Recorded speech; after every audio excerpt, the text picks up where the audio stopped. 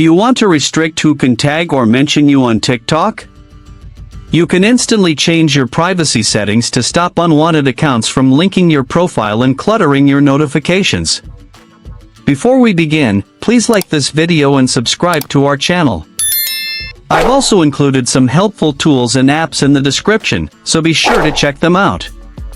To restrict who can tag or mention you on your TikTok account. First, open the TikTok app on your mobile device. Once you are on TikTok, make sure you are logged into your account. Then tap on the profile icon in the bottom right corner of the screen. Now tap on the three horizontal lines menu icon in the top right corner. Once the menu opens, tap on Settings and Privacy at the bottom. This will open your Settings menu page. Scroll down to the Interactions section, then find Mentions and tap on it. On this page, you will see option Allow Mention from. Just tap on it.